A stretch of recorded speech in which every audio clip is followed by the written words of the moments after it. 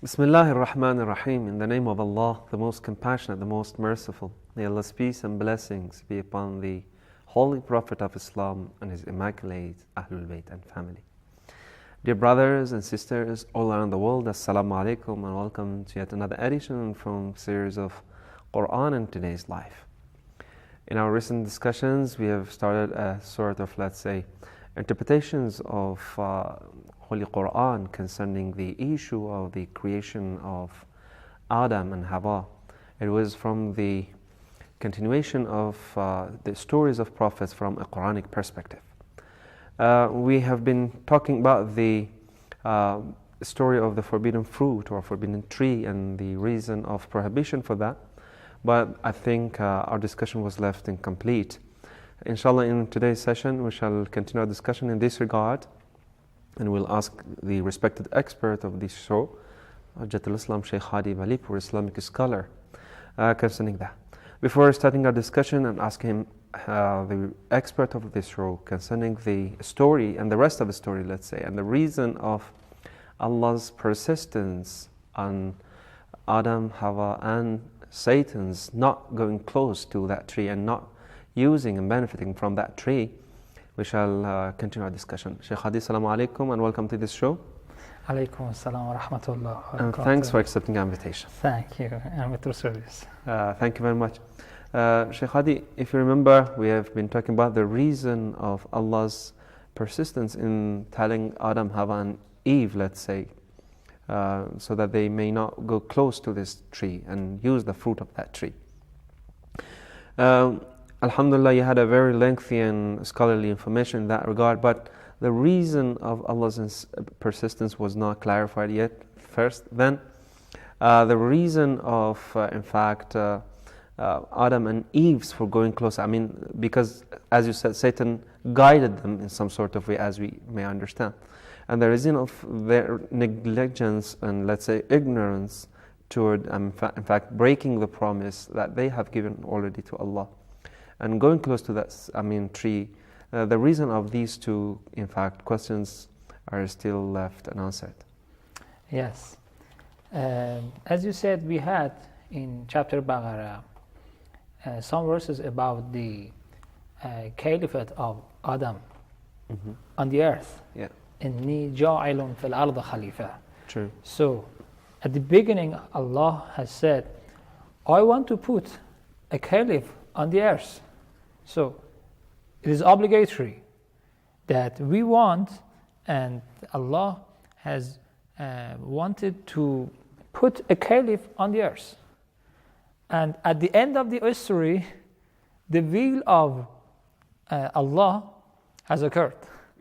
Because Adam has descended to the earth. Exactly. So, but at the same time, we see that Allah has prohibited Adam and Eve from closing to this tree. What was the reason for that? Yes.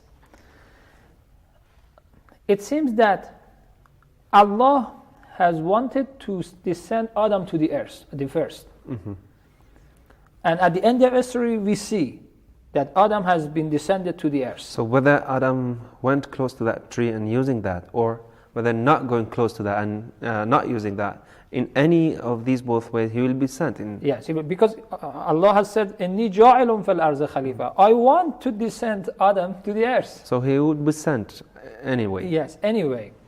But according to these verses, we can interpret that Adam only had occurred an action in hurry. Allah has said, I want to send you on the earth. But Adam, Prophet Adam, peace be upon him, he occurred some actions in hurry. And Satan caused him and his wife to act some actions, and it means that to close to this tree. And after that, he descended to the earth. But we say that what is the exact meaning of this descending to the earth? So the reason of descending Adam, Eve, and Satan to the earth was not using from this tree. The main reason was not because anyway they could be sent anyway. Finally, yeah. But it seems that sooner that they have been sent to the earth. They have been sent sooner. Because after using this tree, they have been sent a bit sooner. So it was the will of Allah that they eventually, at the end, they must be sent to the earth. But they made their descent a bit sooner. Yes. Good. So, about this tree. The fruit of this tree has interpreted in our narration as a material fruit, which is wheat or grape or something else, and as a spiritual fruit, which named as knowledge or immortality. So, how we can collect and grasp these two interpretations? We can say, if this tree was material, they used this tree, and the result of using this fruit was a spiritual result. The result was immortality in their generation. It meant they must have a generation with a long time life. True. Or a material knowledge, because we had the verse وَعَلَّمَ آدَمَ الْأَسْمَاءَ كُلَّهَا. Allah has taught Adam lots and all of knowledge. But in this verse, we see that in the chapter A'raf, Allah Ta'ala said, فَوَسْوَسَ لَهُمَا الشَّيْطَانُ لِيُبْدِيَ لَهُمَا مَا وُرِيَ عَنْهُمَا مِنْ سَوْآتِهِمَا. Satan made an evil suggestion to them that he might make manifest to them what had been hidden from them. True. This knowledge relates to material aspect of Adam and Eve. So a question here. Yes. What was the reason that Allah's wish was not put in this regard, so that Adam and Eve used this knowledge, this tree, so that they gain knowledge, so that they gain immortality, so that they gain whatever good results it would have? Yes. Why Allah's wish was not, kept in this regard? It was only an order. Sometimes we have, as you know, an Islamic term, ta'abbud. We should accept it anyway. Yes, we should accept it anyway. It means that it's like this to say that why, for example, we are, doing our salat in 2 rak'ahs. Yes. It means that this close into this tree was not forbidden eternally, and it was not haram. So it was forbidden for a certain period of time. Yes, it was only an order to examine Adam and Eve. Exactly. To be not in hurry. Very only true. This. Well, let me cut you here and have the rest of the story after a very short break. And I invite you, the respected viewers of this show, to stay tuned, and we'll be back in a few seconds.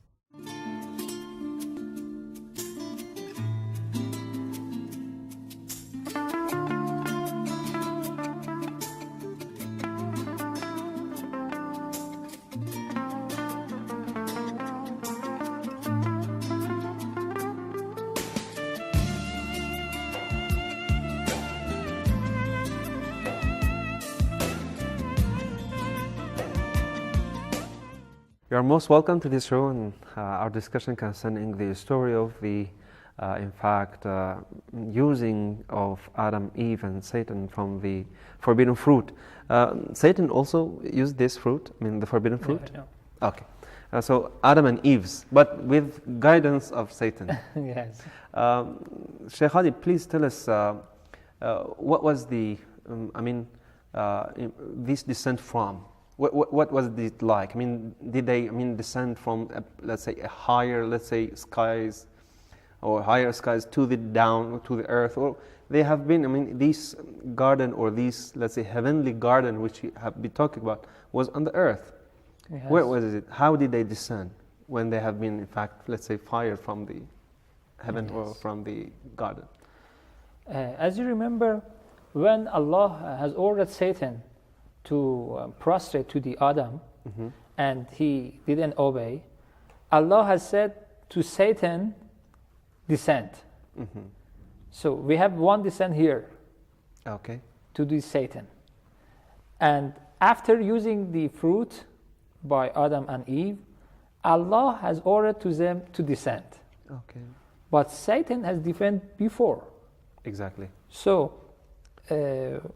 why with this descent, he was able, Satan, he was able to deceive them. Yes, is a point. Yeah. Because he was already descended. Yes. Before, so it means they were very close to each other. It means they have been somewhere like on earth. Yes. So it means that it proved our claim that this garden was on the earth. Exactly. Because if this garden was heaven or was not in the earth, so Satan was not able to deceive them because Satan before them had descended down. Concerning this guidance that you said Satan guided them, can we say that he misguided them, but he told them the truth? Yes, he misguided them. But he told them the truth. Yes, actually, because Adam and Eve have hurried to test and examine this fruit. Okay. Because Allah has ordered them to don't examine and test this truth. How come that Adam the Prophet, as we believe in our Islamic teachings, he was an infallible, made a mistake and did a sin because he disobeyed Allah? Yes, this is a kind of disobedience, but we have kind and levels of disobedience in us and prophets. Very true. As you know, testing the fruit of this tree, it's not a real forbidden. It's not a real haram. Because this fruit, wheat or grape or something else, it's not forbidden. How come that? For example, if Allah tells us, say your prayer, do your salat. Yes. If we, disobey Allah, it means that we made a big sin. Yes. Because if you don't pray, we know that this prayer is something obligatory. That if you do not want to occur and to do this action, so you are something, we can say you are somebody unjust. But when we see in this story to the tree, testing the fruit of this tree and eating it, it's not something forbidden innerly. As I said, only Allah has wanted to examine Adam. And Adam only has hurried. His sin was only hurrying. Okay. Only this one. And because of this one, it is not... You mean it was not a sin? It was not a real sin. And we name it tarka ula or lapse or something, a little mistake that is not really forbidden. So real mistakes are very, important and big for the prophets, because prophets should not do even even as you said, the lapses. Does it have anything to do with infallibility of the Prophet Adam or no? Yes, because infallibility is something concerning to the real sins, not the sins that has not a real impact on the human and on the others. For example, we have some mistakes in our life, but it is not. It has not some effects on others, and any main and important effect. We name these actions as mistakes, not sins. So they are not sins but mistakes. Yes. So they are infallibles from sins, not from Mistakes. little mistakes. Does this definition of infallibility, in fact, can be applied to even infallible imams or no? No, because we have lots of levels in infallibility. Our imams and our holy prophet, even they hadn't this level of Lapses. lapses. Okay. Because So- we have lots of levels in infallibility. So we understood that, infallibility has some stages and some levels, and Prophet Adam most probably was not at the high and top level of Yes. infallibility. Yes. Okay, so concerning the descent or hubut of Adam the Prophet and Eve, you told us gave us some information and told us what was it like, and it was on earth. It happened on earth. Yes. Do you have anything else from this time and onward in Quranic teachings? Yes. After this story, these verses, we have some verses. فَأَزَلَّهُمَا الشَّيْطَانُ عَنْهَا in chapter Baqarah, verse 36. فَأَزَلَّهُمَا الشَّيْطَانُ عَنْهَا فَأَخْرَجَهُمَا مِمَّا كَانَا فِيهِ. But the shaitan made them both fall from it and caused them to depart from that. What does that mean? مِمَّا كَانَا فِيهِ. They were living in the heaven, or we say garden. This garden, we say it was earthly garden. Exactly. It was not heavenly garden. And as I said before, Satan has descended before from that state. Because as you know, Satan is a material existing and is material things. Mm-hmm. So it was not even for Satan to live in the heaven. Okay, but how come if he was material and he was already been living there in the heavens because he was among the angels? Isn't it? Yes, it proves that our claims that this being among claim, it was a spiritual being. You mean Satan at that time was a spiritual being? We have a soul. True. And we have a body. True. We have some states and maqam in our soul. Yes? For example, I can be in some special levels. Yeah. Satan had some special abilities to be among All these- angels by his soul. Mm-hmm. For example, we say our prophet had Mi'raj. Mm-hmm. But he was not with this quality, material body that he had. Yes, because Thank you very angels much. are not Do not have- corporeal. Yeah, exactly. Thank you, Sheikh Hadi. Inshallah, we shall continue our discussion concerning the story of descent or hubut of Adam and Eve to earth. Please do stay tuned. We'll be back.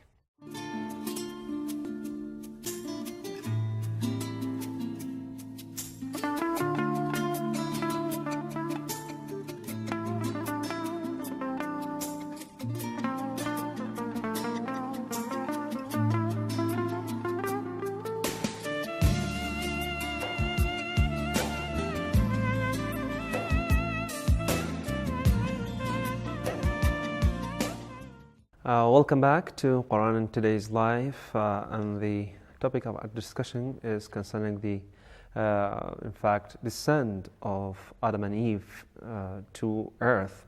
Though based on explanations of Sheikh Hadi, they have already been in earthly garden, let's say, or the heavenly garden which was located on earth. Based on Sheikh Hadi's explanations, even Satan or Adam and Eve have already not been in the real heaven. Yes. As you said, Satan was among the angels, was there in the, let's say, in front of Allah's presence, but not with material body that he had on earth. Can you please elaborate on this and make it more clear? You said this sort of descent was a spiritual descent. Yes. So if it was spiritual, how come that we believe that Ma'ad is jismani, Ma'ad is even material? Can we claim that the material body that Satan or Adam and Eve had, if there was, with the possibility of there being there with this quality, but the material body that we mean that we shall have in Ma'ad, in resurrection, can we have such a conclusion here? As you know, we have some interpretations and ideas about the Ma'ad Jismani and corporeal resurrection, lots of our theologians and philosophers are saying that this corporeal body is not material body. It is something different from this material, because this materiality is not able to live in heaven. True. Because heaven properties are different from this materiality. Yeah. So, as I mentioned, Satan has descended before Adam and Eve to the earth because he didn't prostrate to the Adam. So, this descent was a spiritual descent. Because he had his material body, he was a thing, like us. He is jinn and he has material body. So this descending to the earth, it means from heaven. It means that it relates to the spiritual aspect of the Satan. It means that you, from this time, you don't have the previous state before Allah and in front of Allah. So how and what is it like? For example, I'm a mu'min, I'm a believer. And then I act sin. So I've descended from the previous state to another one, to a lower one. This descent occurred to the Satan. So no doubt on this. Yes. I mean, how these material body that they had while they were on, let's say, heavens, or in the world with angels, not in the heavens, let me correct my saying. Yeah, in the world with angels, how was this material body that he had? Was it, merely spiritual? Yes, it was merely spiritual. They had, at the beginning, they had this corporeal body. Exactly. And this being among angels was only a spiritual being. Now, even the angels have only a spiritual being? Yes. No corporal being at all? In the world of intellect, we have two worlds for angels. True. World of intellect Yeah. and world of barzakh or mithal. True. In the world of intellect, they don't have body. Alam al-aql. Yes. Or alam al-amr. Yes. And in the world of alam al-mithal, they have body. Okay. So if we are to be resurrected, inshallah, in future, we'll be in the alam al-intellect, the world of intellect. Then we'll have no, corporal body then. No. So what is the notion of Ma'ad al-Jism you're referring to? As you know, for example, it's a philosophical, as in discussion. Yeah, though it's But, not, yes. right, let's say, place to discuss it, but it's good because Yes, the mind yes. is going there. Our mithali or barzakhi body is something different from our corporeal and material body, as you know. For example, as an example, when you dream, you see yourself and others in a corporeal body, but you believe that this corporeal body is not material body. In your dream, True. You see some images, you see some people in a body, but this body is different from this body. True. Yes? So Yes. at least we have two kinds of body. Mithali body or barzakhi body, and we have material body. So at least we have two kinds of body. True. Some scholars says our body is in heaven is the mithali body. In the heaven. Yes, something like your body in your dream. This is? So alam of the world of intellect is not the same as the world of heaven. Yes. The world of intellect is something higher than mithali body, and in this world you don't have any bodies. Okay, thank you. Nice explanations. We understood that Adam and Eve have been sent. So if they have not been sent from a higher state to a lower state, why did Allah Almighty says in Quran they have been descended? Yes. They have done hubut. Because if they have been on earth, if they have been on a garden, a very, let's say, heavenly garden on earth, So what is the necessity of using such a word like hubut? What means from a higher stage to a lower one? Yes.